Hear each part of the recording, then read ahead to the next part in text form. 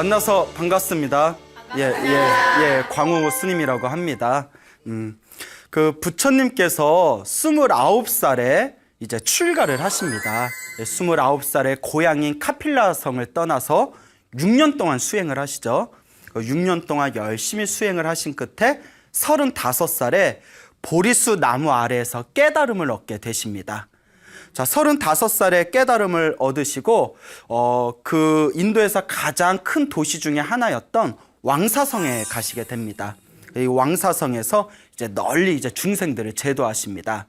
그 왕사성에서 중생들을 제도하고 있다라는 이야기를 이제 부처님의 친아버지인 카필라성의 전반 왕, 이제 인도말로 슈또다나 왕이라고 부릅니다. 이 정반 왕이 그 소식을 듣게 됩니다. 그러니까 이제 자기의 가장 사랑하는 아들이 이제 그 말도 안 하고 그 혼자 출가를 해서 그래서 6년 동안 소식이 없다가 깨달음을 얻은 뒤에 널리 중생을 제도한다라는 이야기를 들으니까 아버지 입장에서 어떻겠어요? 너무 보고 싶겠죠. 일단 이제 아무리 아들이 부처님이 됐다지만 그래도 부처님이 이기 전에 자기의 세속에 있었을 때 아들이었지 않습니까? 그래서 너무 아들을 보고 싶어서 신하를 보냅니다. 신하를 보내서 야, 그 부처님한테 고향으로 좀 와달라고 해라. 너무나 이 아버지와 그리고 친족들이 너무나 보고 싶어하니 고향에 좀 와달라고 해라라고 사신을 보냅니다. 그래서 사신을 보내면서 사신을 보냈다는 게 이제 왕명이지 않습니까? 그래서 아버지 정반왕이 너무나 보고 싶으니까 부처님께 자, 이제 고향의 카필러성으로 와달라고 이제 부탁을 들어봐라 하고 이제 사신을 보내게 되었는데 사신이 이제 걸어서 이제 부처님을 찾아갑니다. 이제 부처님께 다 이제 인사를 올린 뒤에 부처님 고향으로 돌아가시죠 라고 말하기도 전에 부처님께서 법문을 하시는 겁니다. 다짜고짜 불법에 대해서 다 법문을 하시니까 그 자리에서 법문을 듣고 사신이 머리를 깎고 출가합니다. 너무나 불법이 좋아서. 그리고 부처님을 고향으로 모셔야 된다는 것을 잊어버립니다. 그러니까 부처님 밑에서 출가 생활을 하는 거예요. 그러니까 아버지 정반왕이 사신을 보내서 며칠이 됐는데도 아무 소식이 없으니까 두 번째 사신을 보냅니다. 야, 사신이 어떻게 됐는지도 좀 알아보고 그 부처님께 좀 고향으로 와달라고 부탁 좀 해라라고 두 번째 사신을 보냈는데 두 번째 사신도 이제 부처님을 만나 뵙게 돼요. 부처님께 인사를 드리고 아버지 정반왕이 고향으로 와달랍니다라고 이야기를 꺼내기도 전에 부처님께서 무엇을 하셨을까요? 법문을 하십니다. 그 법문을 하니까 이 사신이 두 번째 사신의 법문을 듣고 마음의 감동을 받고 또 머리를 깎고 출가합니다. 정반왕이 기다려도 두 번째 사신도 이제 소식이 없어요. 그러니까 이제 몇 번째 사신을 보내죠? 세 번째 사신을 보냅니다. 또 이제 세 번째 사신이 한참을 가가지고 왕사성에 도착해서 부처님께 이제 인사를 드립니다. 그러니까 또 부처님이 다짜고짜 무엇부터 하셨을까요? 법문부터 하세요. 이런 걸 보면 부처님이 법문 중독자인가 싶어요. 오자마자 법문부터 하시니까 세 번째 사신도 머리를 깎고 출가합니다. 그렇게 해서 정반왕이 몇 명의 사신을 보냈냐면 9명의 사신을 보냅니다. 9명이 전부 다 가자마자 머리를 깎고 출가를 합니다. 그러니까 이제 정반왕이 이제 고민하다가 나중에 그 보냈던 9명의 사신들이 차례차례로 부처님의 설법을 듣고 모두 머리 깎고 출가했다라는 이야기를 듣고 기가 막혀 합니다. 근데 어떻게 보면 정말 부처님이 설법이 굉장히 위대하고 좋았나 봐요. 딱 그 사신으로 갔다가 법문 듣고 바로 출가를 하지 않습니까? 그러니까 이제 보다 못해서 왕이 깔루다이라는 그런 신하를 부릅니다. 이 깔루다이는 부처님과 어렸을 때부터 친구였다고 합니다. 부처님하고 동갑내기 친구였대요, 어렸을 때.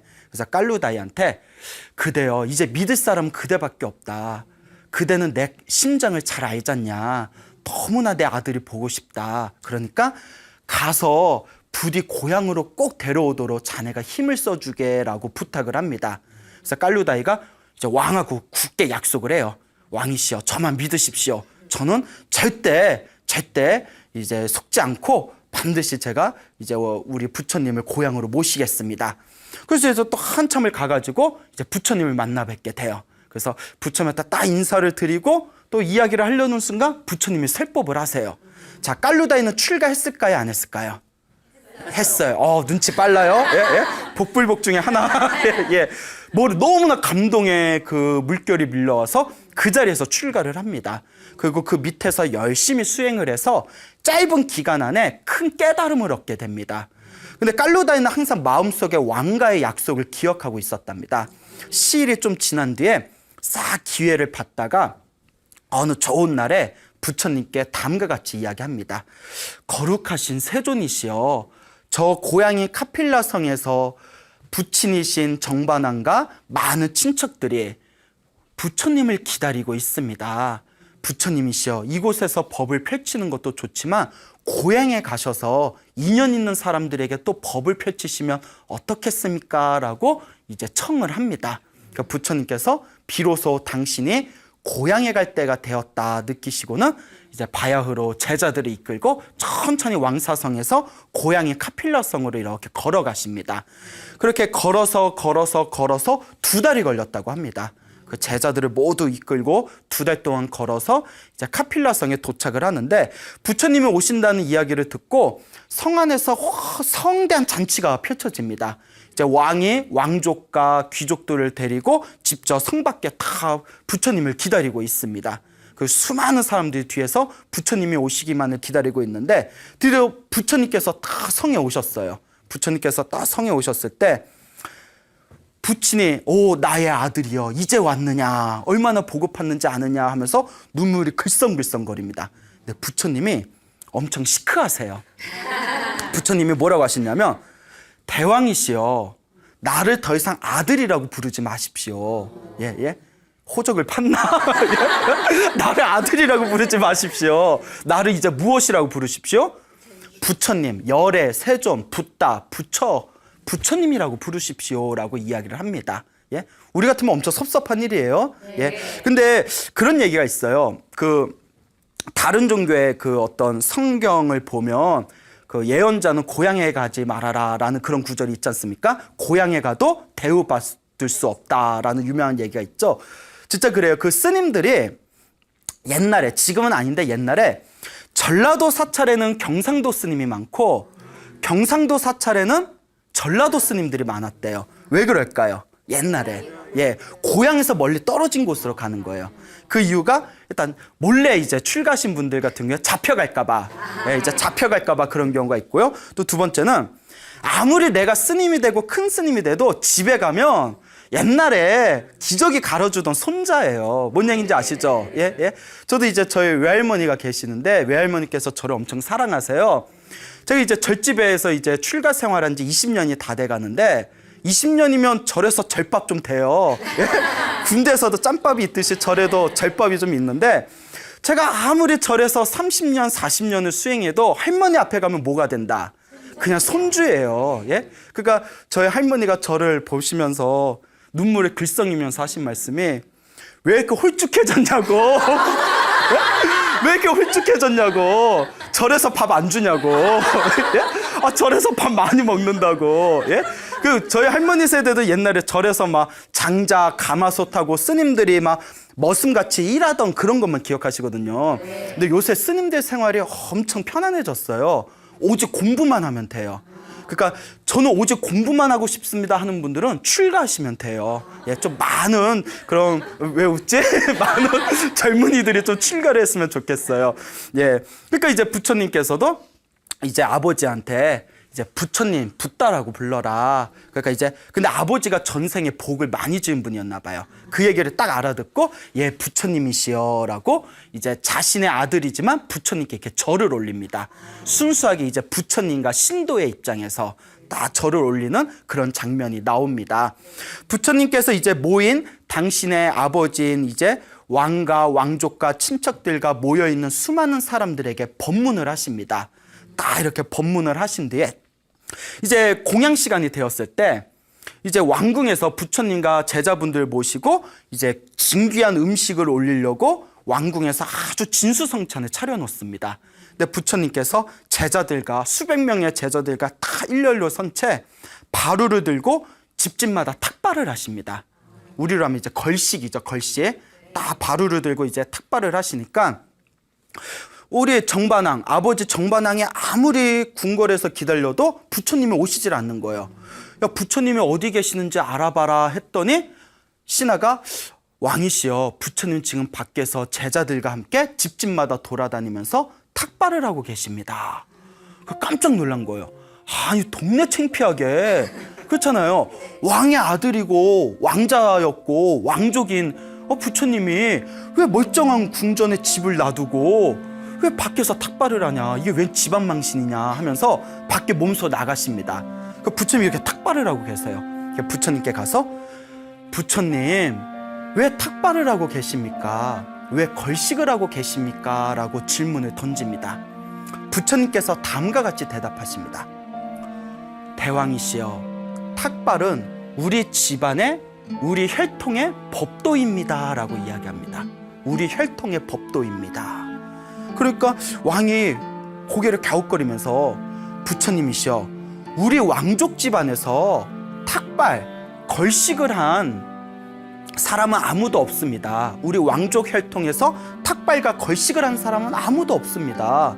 어서 궁전으로 오셔서 편하게 식사하시지요 라고 이야기를 합니다. 그때 부처님께서 다음과 같이 말씀하십니다. 제가 이야기한 혈통은 왕족의 혈통을 이야기하는 것이 아닙니다. 불교의 혈통을 이야기하는 것입니다. 부처님의 혈통을 이야기하는 것입니다. 부처님의 혈통, 불교의 혈통은 탁발, 걸식하는 것이 법도입니다 라고 대답을 하십니다. 그러니까 옛날에 여러분들 그 전설의 고향 같은 거 보면 스님들이 이렇게 바랑 짊어지고 집집마다 돌아다니면서 반야심경 쳐주고 이렇게 쌀 얻어오고 보리 얻어오고 하는 그런 내용이 나오잖아요. 네. 예, 그게 옛날부터 2600년 전부터 하던 방식은 틀리지만 부처님 때는 바리떼라고 큰 그릇 하나 들고 집집마다 돌아다니면서 신도들이 주는 음식을 하나 둘 모아서 그걸 이렇게 잡수셨다고 합니다. 예. 그런데 중요한 게 있어요. 옛날부터 이런 이야기가 있습니다.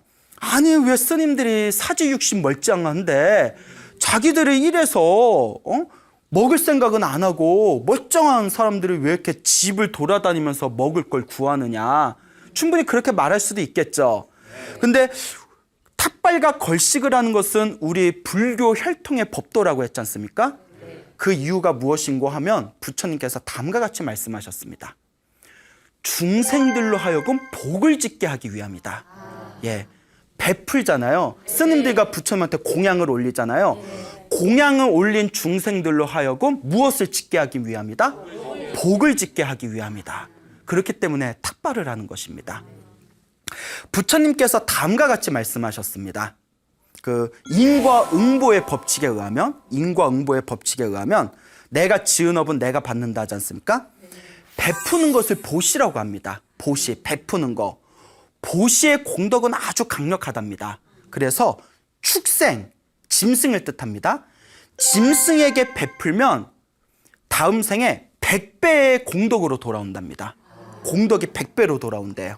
예? 그러니까 축생한테 한 끼 식사를 주면, 짐승한테 한 끼 먹을 걸 주면 그게 내가 다음 생에 100일 동안 먹을 식량으로 돌아온다는 거예요. 예, 인과응보의 법칙에 의하면. 여러분들 집에 애완견 키울 텐데 여러분들, 예. 자, 그리고 악한 사람에게, 여기서 말한 악한 사람은 윤리 도덕을 잘 안 지키는 사람, 그런 약간 성품이 나쁜 사람에게 베풀면, 악한 사람에게 베풀면 1000배의 공덕으로 돌아온답니다. 1000배. 그리고 착한 사람에게, 윤리와 도덕을 잘 지키는 착한 사람에게 베풀면 몇 배 공덕으로 돌아온다. 그렇죠. 그 정도는 계산되시네요. 예. 예. 축생 1000배, 축생 100배, 악한 사람 1000배, 착한 사람에게는 10,000배 공덕으로 돌아온답니다. 그리고 우리 스님들 같이 머리 깎고 계율 지키면서 열심히 수행하시는 수행자에게 베풀면 수십만 배로 돌아온답니다. 수십만 배. 그리고 수행이 왕성돼서 번뇌가 사라진 깨달음을 얻은 성자에게 보시하면 그 공덕은 헤아릴 수가 없답니다. 예. 그러면서 부처님께서 이와 같이 축생에게 베풀어도 이와 같이 큰 공덕이 있는데 하물며 부처님과 수행하는 스님들께 공양을 올리면 얼마나 더 큰 공덕을 얻을 수 있지 않겠느냐. 그렇기 때문에 신도들에게 복을 짓게 하기 위해서 수행자는 탁발하고 걸식하는 것이다 라고 말씀하셨습니다. 그러니까 스님들이 막 이렇게 욕먹어가면서 일부러 신도들한테 밥 얻어먹는 게 다 누구들로 하여금 복을 짓게 하기 위해서, 그렇죠, 신도들로 하여금, 여러분들로 하여금 복을 짓게 하기 위해서. 그러니까 고마운 줄 알아야 돼. 예? 그러니까 스님들이 먹어주는 거 고마운 줄 알아야 돼. 예, 예. 그래요. 자, 이와 같이 우리가 부처님과 스님들께 베풀고 보시하고 무언가 올리는 것을 우리 불교 전문 용어로 공양이라고 합니다. 공양이라고 불러요. 여러분들 절에서 뭐 공양 드셨습니까? 이런 표현 들어보셨죠? 네. 공양이 원래 식사하셨습니까? 라는 뜻으로 지금 쓰이고 있지만, 공양의 원래 의미가 부처님과 스님들께 무언가를 올린다, 드린다라는 표현이 있습니다.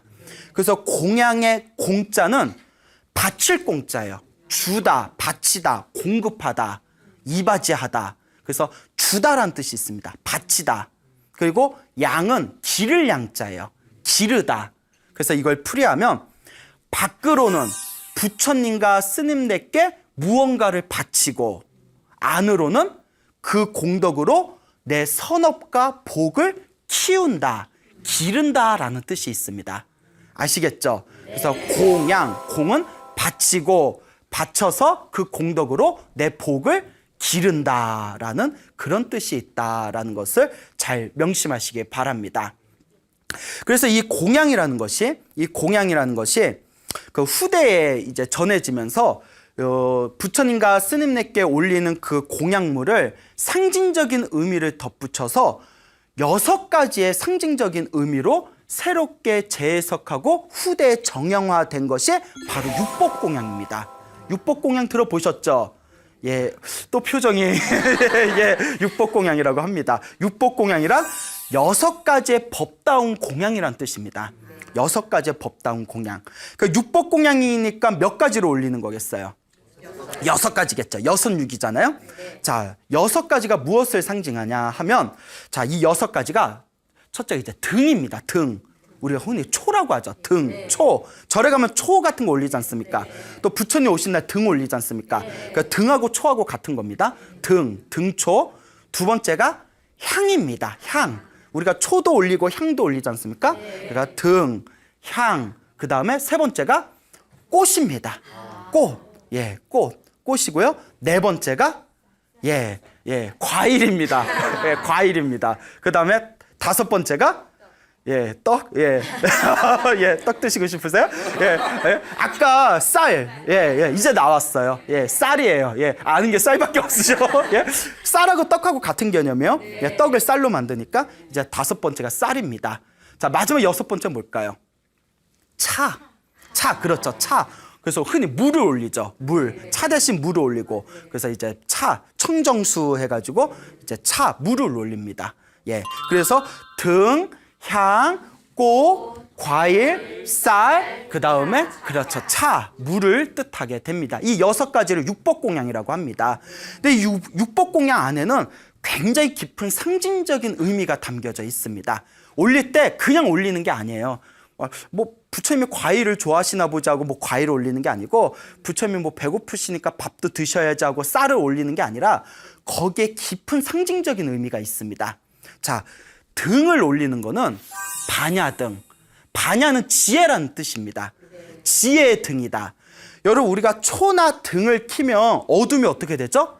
환해지죠. 그와 같이 우리 중생의 어리석음을 어둠에 표현했을 때 등을 올리거나 초를 올려서 환해지듯이 내 어둠, 내 마음의 어두운 어리석음이 사라지고 밝은 지혜가 환해지기를 바라는 의미에서 우리가 등, 초를 올리는 겁니다. 그래서 지혜등이라 해서 반야등, 반야가 지혜라는 뜻입니다. 반야등이라고 부르게 되는 겁니다. 그래서 옛날부터 뭐 등을 올리거나 초를 올리면 뭐 다음 생에 머리가 굉장히 밝아지고 지혜로워진다라는 그런 이야기가 있습니다. 두 번째는 뭐라고 했죠? 향. 안 잊어먹었네요. 나 물어보면서 기대 안 했는데. 향은 해탈향이라고 합니다. 해탈향. 해탈이라는 것은 모든 구속에서 벗어난 완전한 자유를 뜻합니다. 자유를 뜻해요. 자, 근데 우리가 여러분 향 태워본 적 있죠? 예? 담배 말고 향. 자, 향 태워보셨을 때 향을 태우면 향이 점점 어떻게 되죠? 예, 줄어들죠. 사그러들죠. 형체가 사라지죠. 그러면서 뭐만 남죠? 예, 재만 남고, 제가 원한 대답은 향기였어요. 향기가 남고, 향기가 남고, 나중에 그 향기조차도 어떻게 돼요? 사라지죠. 그래서 해탈이 어떤 뜻이 있다고 했죠?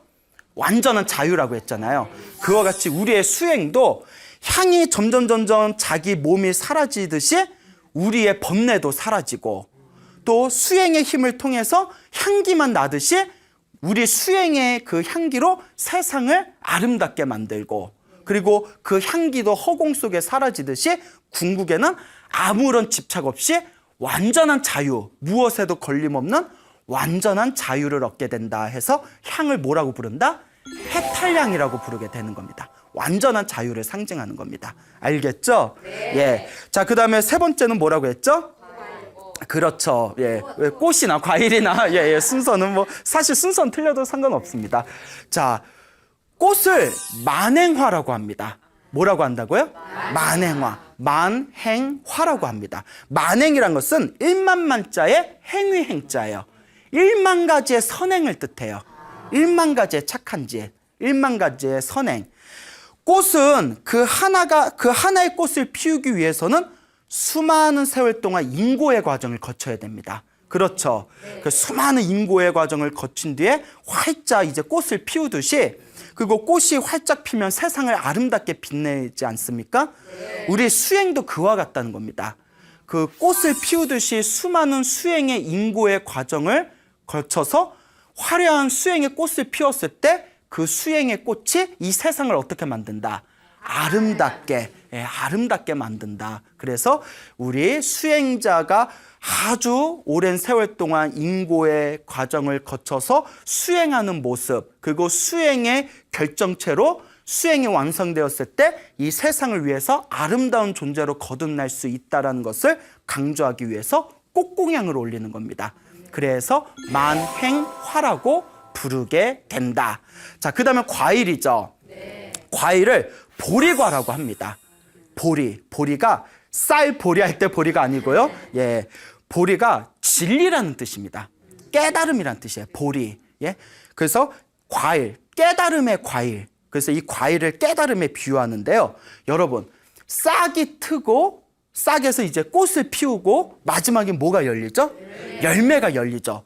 모든 과정의 마지막 열매, 결과를 우리가 과일에 비유한 것입니다. 그러면 수행의 열매는 무엇일까요? 깨달음이죠. 그렇기 때문에 과일과 깨달음의 의미를 서로 상징적으로 통합하기 위해서 보리과, 깨달음의 과일이다라고 표현한 것입니다.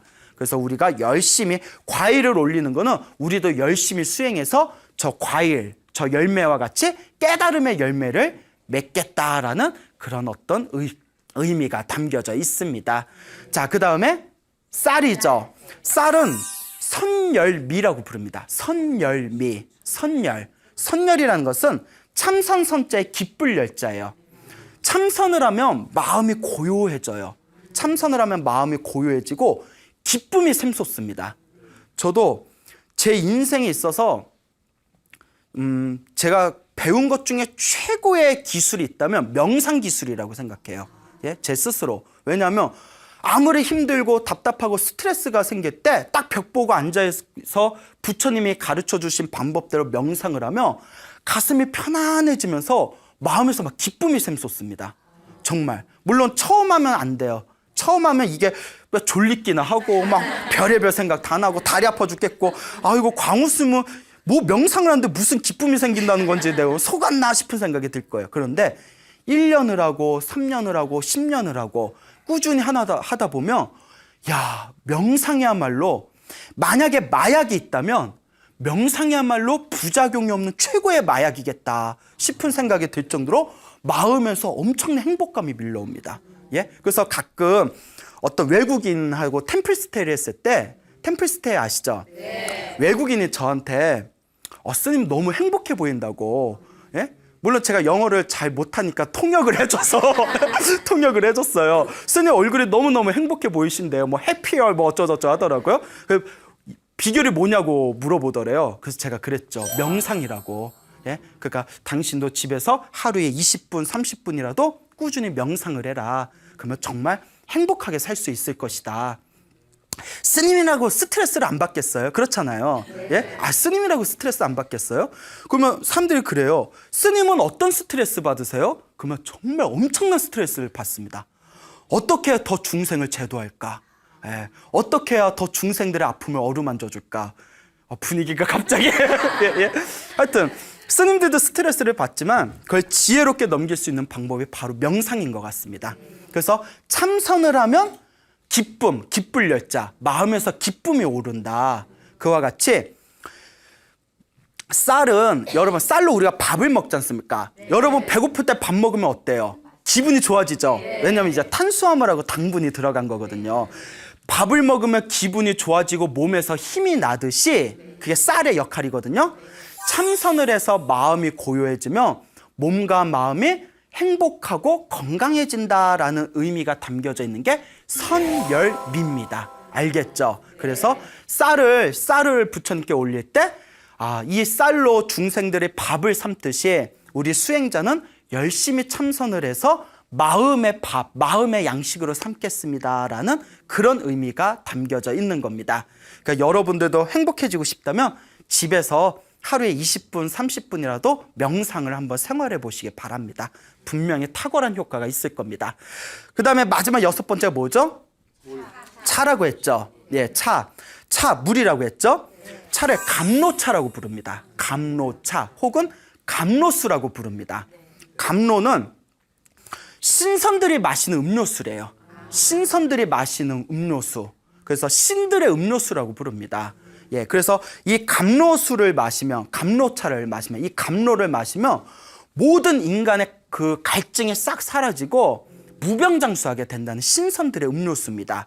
그와 같이 부처님께 물을 올리거나 차를 올리는 거는 우리 중생들이 가지고 있는 번뇌의 갈증이 모두 다 사라지고 몸과 마음이 건강하여지다라는 발언이 담겨져 있는 게 부처님께 차를 올리거나 물을 올리는 의미가 된다라는 것을 잘 기억해 두시길 바랍니다. 알겠죠? 네. 그래서 이와 같이 우리가 부처님께 등초를 올리고, 등초를 올리는 건 내 지혜가 밝아지기를 발언하는 마음이고요. 향을 올리는 것은 내가 모든 구속에서 벗어나 해탈하기를 바라는 완전한 자유를 얻기를 바라는 마음이고요. 꽃을 올리는 것은 나 또한 이 꽃과 같이 인고의 과정, 그런 수행의 힘든 과정을 다 내가 완성해서 수행의 꽃을 피우겠다라는 의미가 담겨져 있는 겁니다.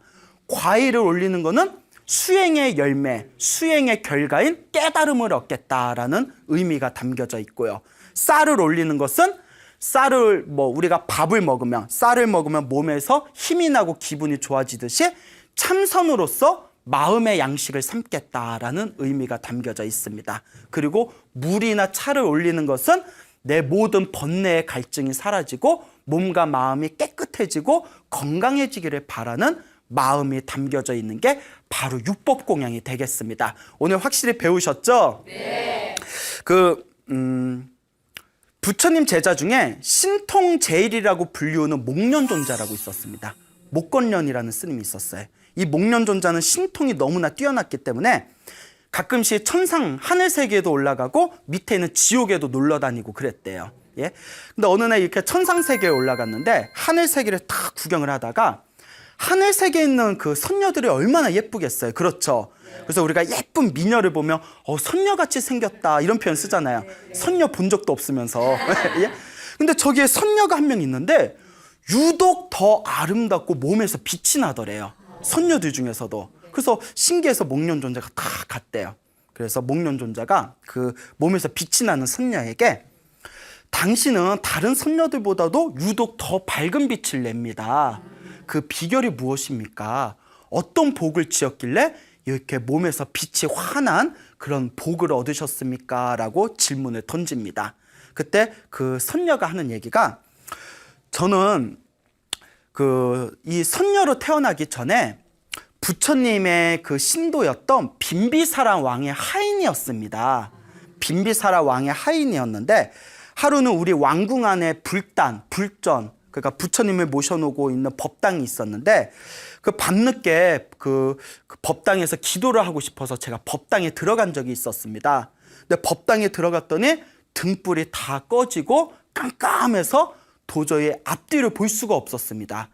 부처님의 법당이 어두컴컴한 것이 너무나 제가 죄스러운 마음이 들어서 제 사비를 털어가지고 그 정성스럽게 그 기름을 사서 그 불단에 제가 기름을 환하게 밝힌 적이 있었습니다. 그때 정성스러운 마음으로 부처님의 법당을 환하게 밝혔던 등불의 공덕으로 이번 생에 선녀로 태어나고 몸에서 환한 광채를 얻을 수가 있었습니다라는 이야기가 경전설화에 나옵니다. 이것은 무슨 공양의 공덕이죠? 등공양의 공덕이죠. 초공양. 예. 그래서 경전에 이런 얘기가 있습니다. 등불 공양을 많이 올리거나 초공양을 올리면 여러 가지 공덕을 얻을 수 있는데 그중 하나가 항상 얼굴이 밝대요. 얼굴이 환한. 이거 보면 피부가 검은 걸 떠나서 어둑틱틱한 사람들 있잖아요. 막 틱틱한 사람들 있잖아요. 네? 근데 등불 공양 올린 사람은 얼굴이 환하대요. 예? 여러분들 얼굴 환하세요. 화장빨? 예? 막 조명? 예. 얼굴, 예, 그래요. 뭐 파운데이션 잘 바르셨나봐요. 예? 자, 그리고 눈이 밝아진대요. 근데 제가 이 얘기를 듣고 이 내용을 듣고 제가 다 가슴을 쳤어요. 제가 시력이 굉장히 안 좋거든요. 그러니까 제가 책 보는 걸 좋아하는데 이 전생에 무슨 업병이 있는지 이렇게 책을 봐도 눈이 피곤해서 오래 못 봐요. 예. 그래서 제가 이럴 줄 알았으면 전생에 무슨 공양을 많이 올릴 걸, 등불 공양 좀 많이 올릴 걸. 제가 시력이 너무 안 좋아서 그런 아쉬움이 있습니다. 그렇게 등등의 여러 가지의 공덕이 있다고 합니다. 그 석가모니 부처님 이제 전에 있었던 그 부처님이 바로 가섭 부처님이십니다. 어느 부처님? 가섭 부처님이세요. 자, 근데 이 가섭 부처님 시대 때 어느 스님이 있었는데 이 스님이 하루는 열심히 이렇게 수행을 하고 있을 때 몇 명의 소녀가 다 이렇게 길을 가다가 열심히 수행하고 있는 그 거룩한 스님의 모습을 보고는 마음에서 감동을 느낍니다. 마음에서 감동을 느끼면서 우리가 스님들한테 뭘 보시할까? 뭘 공양 올릴까? 그러니까 주변에 막 꽃들이 아름답게 있는 거예요. 우리 꽃을 따다가 스님께 공양을 올리자. 그래서 4명의 소녀들이 막 이렇게 꽃을 땄어요. 꽃을 따서 꽃 화환을 만든 뒤에 그 꽃을 다 스님 앞에다 올려놓고 거룩하신 스님이시여 이 꽃공양을 정성스러운 마음으로 스님께 공양 올립니다라고 이제 스님께 이제 보시를 했습니다. 그리고 이 4명의 소녀들이 죽게 됩니다. 죽게 된 이 4명의 소녀들이 어디에 태어났을까요? 예, 하늘 세계에 태어나게 되었답니다. 무엇의 공덕으로? 꽃공양의 공덕으로. 그리고 하늘 세계에 태어나고 가섭 부처님의 시대가 지난 뒤에 석가모니 부처님의 시대가 왔을 때 하늘 세계에서 다시 인간으로 태어나서 석가모니 부처님의 법문을 듣고 그 4명의 소녀들이 모두 깨달음을 얻었다고 합니다. 이것은 무엇의 공양의 공덕일까요? 꽃공양의 공덕이죠. 경전에서는 꽃공양은 다음과 같은 큰 공덕이 있다고 합니다. 꽃공양을 올리면 태어날 때마다 아름다운 미모를 얻게 된답니다. 예. 전생에 좀 올릴 걸. 그렇죠. 예. 나도 좀 전생에 좀 한 송이라도 올릴 걸 그랬나 봅니다. 예. 자, 그 꽃공양 올리면 항상 이제 얼굴에 아름다운 그런 미모를 얻게 된다라는 내용이 경전에 나옵니다. 이게 바로 꽃공양의 공덕이 되겠죠. 그 어느 농장에서 일을 하던 여인이 있었습니다. 농장에서 일을 하던 여인이 있었는데 열심히 일을 하다가 이렇게 더운 날이었나 봐요. 옆에 어느 스님께서 다 이렇게 탁발을 하기 위해서 지나가는 모습을 봅니다. 그 스님을 보면서 저 스님께 탁발 공양을 올리고 싶은데 아무것도 드릴 게 없는 거예요. 예, 나는 가난해서 아무것도 드릴 게 없고 뭘 드리면 좋을까 싶다가 자기가 농장에서 일을 하고 있으니까 거기에 이렇게 과일들이 있었어요. 그래서 그 중에 자그마한 과일을 하나 다 이렇게 가져다가 자기가 깨끗이 닦아가지고 지나가는 스님을 부릅니다. 쉬님 이렇게 불러요. 예? 쉬님. 그 스님이 지나가다가 뭐라고 했을까요? 왜 불러? 왜 불러? 이랬겠죠? 예? 왜 부르십니까? 스님 탁발 나가십니까? 제가 가난하여 드릴 것은 없고 이 자그마한 과일이라도 정성스럽게 올리고 싶습니다 하면서 스님의 바리대 안에 과일을 하나 탁 올리고 이제 스님께 탁 공경하게 예배를 합니다. 이 농장에서 일하던 가난한 여인네가 죽은 뒤에 또 어디에 태어났다? 예, 하늘세계 천상에 태어났다고 합니다. 뭐 하나 올려놓고, 과일 하나 올려놓고, 야, 진짜 이건 로또급이야. 과일 하나, 조그만 과일 하나 올리고, 예? 예? 자, 그리고 또 이런 내용이 있어요. 그, 사위성이라는 곳에 어느 굉장히 가난한 여인이 있었습니다. 그 시골 마을에 가난한 여인이 있었는데, 그 시골집에 스님들이, 여러 명의 스님들이 부처님께 인사드리기 위해서 이렇게 길을 지나고 있었답니다. 근데 이 스님들이, 인도가 얼마나 날씨가 더워요. 너무 더우니까 이제 스님들이 그 시골집에서 잠깐 이렇게 앉아서 땀을 식히고 있었답니다. 그러니까 이 가난한 이 여인네가 스님들 쉬고 있는 걸 보고, 아이고, 저 스님들께 내가 뭔가 공양을 올리고 싶은데 뭐 가진 게 있어요, 없어요? 가진 게 없어요. 너무 가난하니까. 그러면 아유, 저렇게 땀 흘리시는데 시원한 물이라도 들리자 해가지고 우물가에 가서 물을 떴답니다. 물을 떠가지고 스님께 들고 가서 스님 물이라도 드세요 하면서 바리대에다가 그 물을 하나하나 정성스럽게 따라 드렸대요. 그 스님들이 그 물을 달게 마셨대요. 그 물 한 잔 얻어 마신 거예요. 예, 그 스님들이 다 길을 떠났는데 그 가난한 여인애도 죽은 뒤에 어디에 태어났다? 청상세계, 하늘세계에 태어났다. 그러니까 이런 책을 보다 보면 이게 다 부처님 경전에 나오거든요. 하늘세계에 태어나는 게 너무 쉬워가지고, 예? 약간, 왜 이렇게 쉬워? 예? 너무 쉬워요. 아니, 물 하나 이렇게 올렸을 뿐인데, 어디에 태어났어요? 하늘세계에 태어났죠. 이것은 무엇에 대한 공덕이다? 물공양에 대한 공덕으로 하늘세계에 태어났다.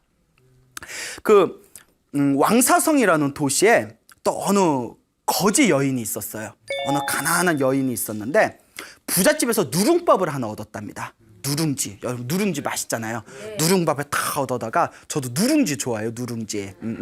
근데 배고프다.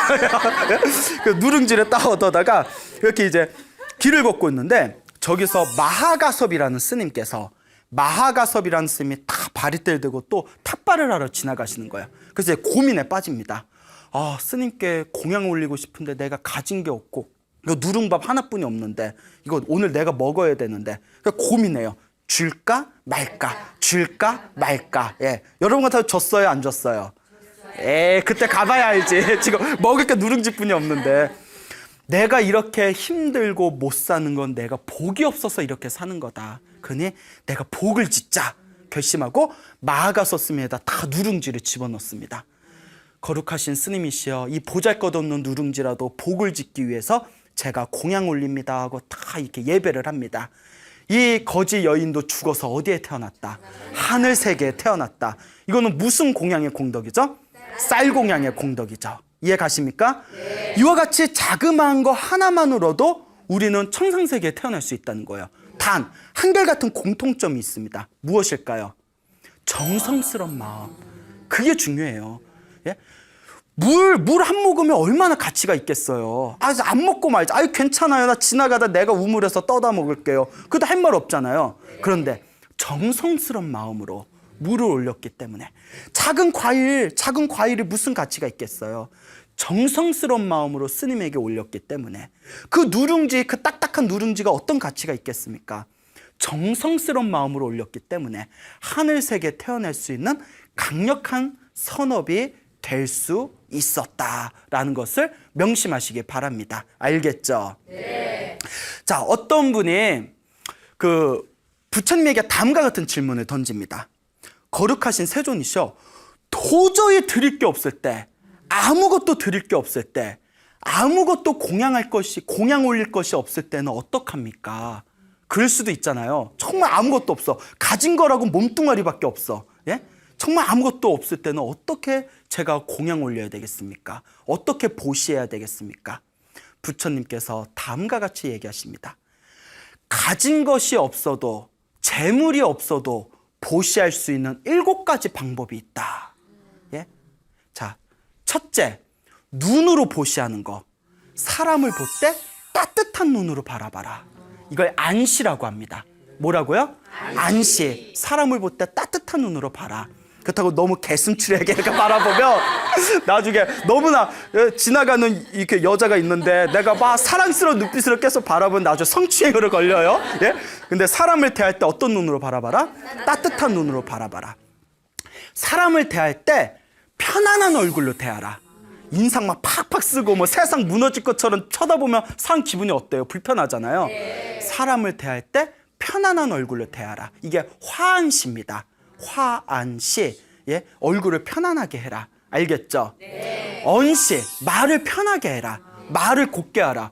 근데 우리 불자분들도 좀 그런 경우가 있고 일반 중생들을 보면 한마디 말을 해도 껄끄럽게 얘기하는 분들이 있어요. 그렇죠? 그 말을 해도 이게 좀 이렇게 스크래치 나게 말하는 분들이 있어요. 내가 그렇지 않은가 한번 고민해 봐야 돼요. 그러니까 저는 되도록이면 말을 좀 부드럽게 하려고 그러는데 또 그러니까 사람들이 호구로 알아. 누구는 신경질 못 내서 못 내서 안 내나? 그렇잖아요. 그런데 이제 말을 하더라도 어떻게 해라? 편안하게, 예, 기분 좋게 말하라. 이게 언시입니다. 뭐라고요? 언시. 그 다음에 신시.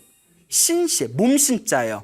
몸으로 인사를 잘하거나 윗사람을 공경하는 거. 몸으로 다른 사람을 배려해주는 보시를 뭐라고 한다? 신시라고 합니다. 그 다음에 심시가 있습니다. 마음심자, 마음심자. 마음을 잘 써주는 거. 이렇게 좋은 마음으로 대하는 거. 이걸 뭐라고 한다? 심시라고 합니다. 우리 마음으로 나 저 인간 싫은데 하면서 뭐 이렇게 막 꿋꿋한 마음으로 이렇게 사람 대하면 그 사람도 알아채잖아요. 그러니까 마음을 편안하게 해줘라. 이게 심시입니다. 6번째가 상좌시입니다.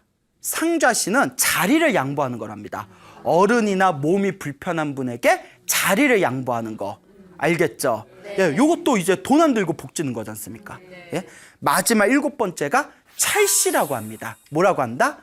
찰시. 찰이 관찰 찰자를 써요. 관찰하다. 그래서 찰시는 그 사람의 모습을 보고 그 사람을 배려하는 마음으로 그 사람을 이렇게 잘 이렇게 도와주는 것을 찰시라고 합니다. 그 사람을 이렇게 배려해서 마음을 쓰는 거. 그 상대방을 관찰해서 배려하는 마음으로 마음을 쓸 때 찰시라고 한다. 그러니까 눈으로 사람을 그렇게 이렇게 편안하게 대해주고 얼굴을 편안하게 대해주고 말을 편안하게 해주고 몸으로 상대를 편안하게 해주고 마음으로 상대를 편안하게 해주고 자리를 양보해서 상대를 편안하게 해주고 그 사람이 무엇이 필요한가 관찰을 해서 편안하게 배려해주고 이것을 무제칠시 재물이 없이 보시하는 7가지 방법이다. 그러니 누구라도 보시하고 싶다면 누구라도 다 할 수 있다. 돈이 없으면 몸과 마음으로라도 할 수 있다. 이 무제칠시도 엄청나게 큰 공덕을 지을 수가 있습니다. 알겠습니까? 네. 예, 여러분 우리 불교에서는 행복하게 살고 싶다면 복과 선업과 공덕을 지으라고 합니다. 여러분들이 정말 진정으로 여러분들의 삶을 여러분들의 운명을 행복하게 만들고 싶다면 우리가 부처님과 스님들과 혹은 나보다 못한 사람들에게 공양하고 베풀 줄을 알아야 되고 나와 함께 이제 부딪혀 나가는 이 생활 속의 모든 사람들에게 몸과 마음으로 배려해 줄 수 있다면 분명히 여러분들의 삶에 엄청난 큰 공덕이 아주 크게 자라나게 될 것입니다. 여러분 행복해지고 싶습니까? 네. 예, 행복한 삶을 창조하고 싶습니까? 네. 복을 지으십시오. 선업을 지으십시오. 공덕을 쌓으십시오. 복과 선업과 공덕의 힘이 여러분들을 진정한 행복의 길로 이끌어 줄 것입니다. 자, 오늘 여기서 마치겠습니다. 소중한 나 무한행복